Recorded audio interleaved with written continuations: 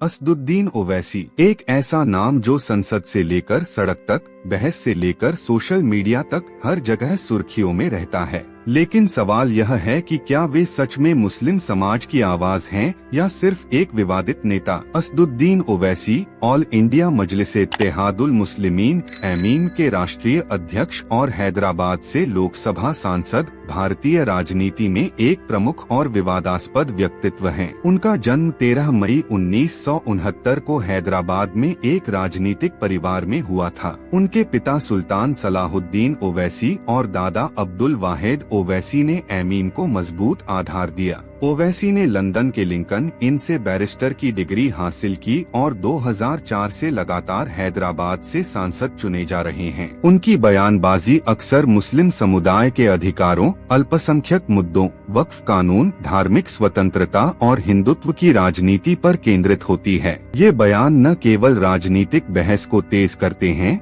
बल्कि मुस्लिम समाज के विभिन्न वर्गों में भी विविध प्रतिक्रियाएं उत्पन्न करते हैं। ओवैसी की बयानबाजी की विशेषता उनकी आक्रामक शैली, धार्मिक संदर्भों का उपयोग और मुस्लिम पहचान को मजबूत करने का प्रयास है। उदाहरण स्वरूप वे अक्सर कहते हैं कि इस्लाम कभी खतरे में नहीं पड़ सकता, खतरा तो देश के सामाजिक ताने बाने और संविधान को है।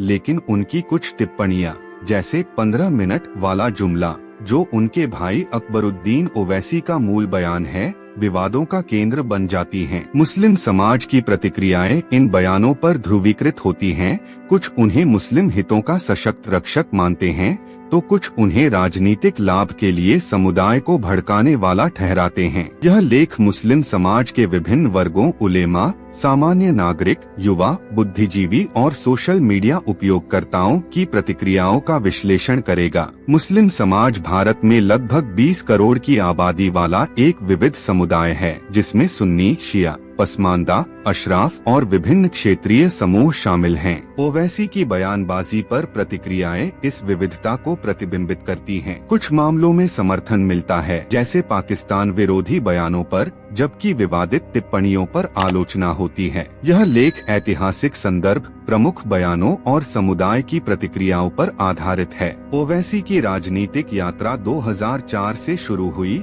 जब वे हैदराबाद से सांसद बने। उनकी बयानबाजी लोकसभा में तेज तर्रार भाषणों, सोशल मीडिया पोस्ट और रैलियों में देखने को मिलती है। वे मुस्लिम समुदाय के मुद्दों जैसे वक्फ संशोधन विधेयक, ट्रिपल तलाक, CANRC, बाबरी मस्जिद विवाद और धार्मिक स्वतंत्रता पर जोर देते हैं। उनकी शैली में धार्मिक उद्धरण, संवैधानिक संदर्भ और आक्रामक आलोचना का मिश्रण होता है। ओवैसी के भाई अकबरुद्दीन ओवैसी ने 2012 में एक रैली में कहा था, पुलिस को 15 मिनट के लिए हटा दो तो पता चल जाएगा कौन ताकतवर है।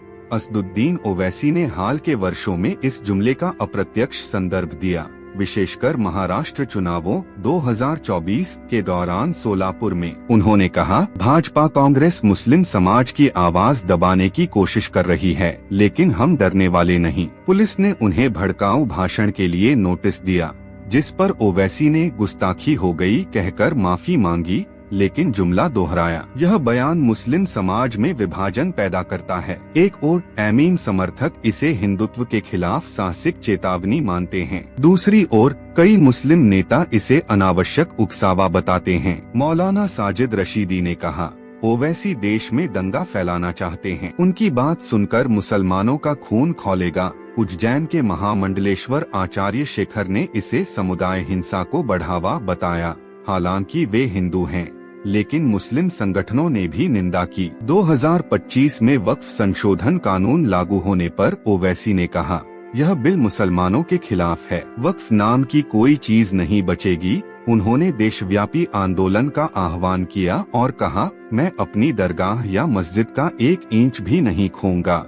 लोकसभा में उन्होंने चेतावनी दी कि यह विधेयक सामाजिक अस्थिरता पैदा करेगा। मुस्लिम समाज की प्रतिक्रिया मिश्रित रही। जमीयत उलेमाए हिंद और जमाते इस्लामी जैसे संगठनों ने ओवैसी का समर्थन किया और जंतर मंतर पर प्रदर्शन में भाग लिया। एमीन के बिहार प्रदेश अध्यक्ष अख्तरुल ईमान ने कहा, मुसलमानों, तुम्हारी दाढ़ी और टोपी नोची जा रही है। बहन बेटियों की इज्जत लूटी जा रही है। लेकिन कुछ मुस्लिम बुद्धिजीवियों ने आलोचना की। मौलाना वसीफ हसन ने कहा, ओवैसी धर्म को राजनीति से जोड़ रहे हैं। बरेली मस्जिद जैसे मुद्दों पर वे चुप क्यों हैं? रेडिट पर आर इंडियन मुस्लिम्स में एक यूजर ने लिखा, ओवैसी का विरोध सही है, लेकिन यह मुसलमानों को और अलग थलग कर रहा है। 2025 में ऑपरेशन सिंदूर के बाद ओवैसी ने पाकिस्तान पर तीखा हमला किया। उन्होंने कहा, पाकिस्तान मुसलमानों का हितैषी नहीं है, वह भारत में हिंदू मुस्लिम दरार बढ़ाना चाहता है। कुवैत में भारतीय डायस्पोरा से कहा,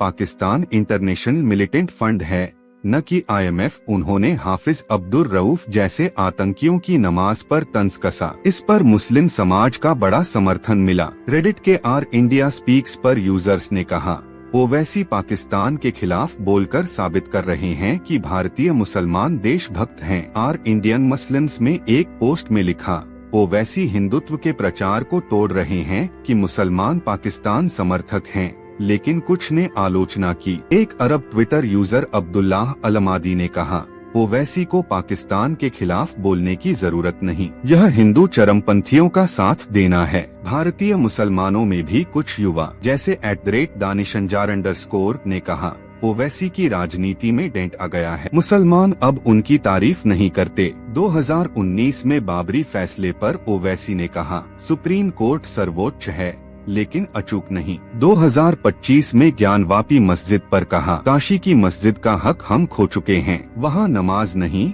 कुछ और हो रहा है। उन्होंने हर बच्चा मुसलमान पैदा होता है कहा, जो घर वापसी पर तंज था। प्रतिक्रियाएं तीखी रहीं। मुस्लिम पर्सनल लॉ बोर्ड ने समर्थन किया, लेकिन NCP के माजिद मेमन ने इसे वोट कैचिंग स्टंट कहा। JDU के केसी त्यागी ने ओवैसी को RSS का मुस्लिम संस्करण बताया। रेडिट पर यूजर्स ने कहा, ओवैसी मुसलमानों की आवाज हैं, लेकिन यह बयान ध्रुवीकरण बढ़ाते हैं। अली अनवर ने कहा, ओवैसी और हार्डलाइनर्स एक ही सिक्के के दो पहलू हैं। PM मोदी के पंक्चर वाले बयान पर पसमानदा मुसलमानों को कोई फायदा नहीं हुआ। प्रतिक्रिया समर्थन, लेकिन कुछ ने कहा कि ओवैसी गरीबी पर फोकस कम करते हैं। RSS चीफ मोहन भागवत पर उनके बयान पाखंडपूर्ण हैं। मुस्लिम समाज ने सराहा, लेकिन कुछ ने इसे राजनीतिक बताया। हिजाब विवाद पर पाकिस्तानी मंत्री की टिप्पणी पर जवाब दिया, इस्लाम का क्रिकेट से क्या लेना देना। समर्थन मिला, लेकिन कुछ ने कहा, पाकिस्तान को निशाना बनाना गलत। ओवैसी की बयानबाजी अक्सर सोशल मीडिया पर वायरल होती है, जहां मुस्लिम युवा बहस करते हैं। मुस्लिम समाज की प्रतिक्रियाएं ओवैसी की बयानबाजी पर बहुआयामी हैं। वे उलेमा, राजनीतिक संगठनों, बुद्धिजीवियों, युवाओं और सोशल मीडिया से आती हैं। उलेमा ओवैसी को मुस्लिम हितों का रक्षक मानते हैं, लेकिन विवादित बयानों पर आलोचना करते हैं। जमीयत उलेमाए हिंद ने वक्फ बिल विरोध में ओवैसी का साथ दिया। मौलाना साजिद रशीदी ने कहा, ओवैसी मुसलमानों का इस्तेमाल अपनी राजनीति के लिए करते हैं। मौलाना वसीफ हसन ने बरेली मस्जिद पर चुप्पी पर सवाल उठाया। शिया समुदाय में ओवैसी को समर्थन अधिक है क्योंकि वे शिया हैं, लेकिन सुन्नी संगठन जैसे जमाते इस्लामी कभी कभी दूरी बनाते हैं। 2025 में मुर्शिदाबाद हिंसा पर ओवैसी के बयान, मैं बंगाल सरकार का प्रवक्ता नहीं, पर उलेमा ने कहा कि वे मुस्लिम हिंसा को नजरअंदाज कर रहे हैं। एक फतवा में कहा गया, ओवैसी की बयानबाजी शरिया के खिलाफ है। एमीन के अंदर ओवैसी को पूर्ण समर्थन है, लेकिन अन्य मुस्लिम बहुल पार्टियों जैसे सपा, कांग्रेस में आलोचना है। सपा के अबू आजमी ने कहा, ओवैसी ध्रुवीकरण करते हैं जो मुसलमानों को नुकसान पहुंचाता है। कांग्रेस के माजिद मेमन ने स्टंट कहा। पसमानदा मुस्लिम महाज के नेता अली अनवर ने कहा, ओवैसी अशराफ हैं, पसमानदा की अनदेखी करते हैं। बिहार में अख्तरुल ईमान जैसे एमीन नेता ओवैसी के समर्थन में हैं, लेकिन महाराष्ट्र में कुछ मुस्लिम नेता कहते हैं कि 15 मिनट बयान से वोट बंटते हैं। सामान्य मुसलमान ओवैसी को मुस्लिमों की आवाज मानते हैं। हैदराबाद में रैलियों में हजारों आते हैं, लेकिन उत्तर प्रदेश और बिहार में कई कहते हैं ओवैसी की वजह से हमारी छवि खराब होती है। रतलाम घटना, मुस्लिम बच्चों को जय श्री राम बोलवाना पर ओवैसी के बयान, ये भाजपा नेता बनने के गुण दिखा रहे, पर समर्थन मिला। युवा सोशल मीडिया पर सक्रिय हैं। इंस्टाग्राम पर एक मुस्लिम युवक ने 15 मिनट वीडियो पोस्ट किया। लेकिन हिंदू युवक के आने पर माफी मांगी। यह ओवैसी की बयानबाजी के प्रभाव को दिखाता है। रेडिट के आर इंडियन मुस्लिम्स पर ओवैसी को मुस्लिम युवाओं को कट्टर बनाने वाला कहा जाता है। एक पोस्ट में ओवैसी पाकिस्तान विरोधी हैं, लेकिन हिंदुत्व का साथ न दें। ट्विटर पर @दानिश__ ने कहा, ओवैसी की राजनीति में डेंट आया, मुसलमान मायूस हैं।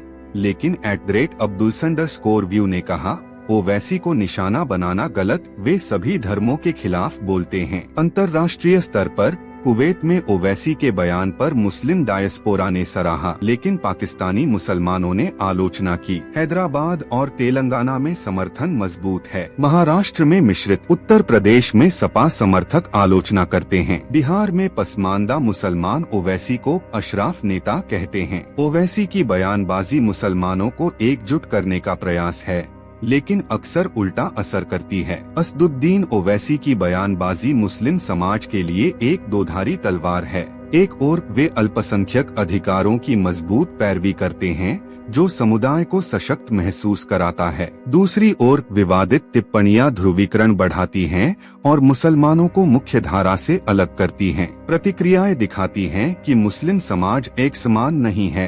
कुछ ओवैसी को नकीब-ए-मिल्लत समुदाय का नेता मानते हैं, तो कुछ उन्हें राजनीतिक अवसरवादी। भविष्य में यदि ओवैसी समुदाय निर्माण पर फोकस करेंगे तो उनका प्रभाव बढ़ सकता है, अन्यथा आलोचना जारी रहेगी। मुस्लिम समाज को ओवैसी जैसे नेताओं से सीखना चाहिए कि राजनीति सेवा का माध्यम हो, न कि विभाजन का।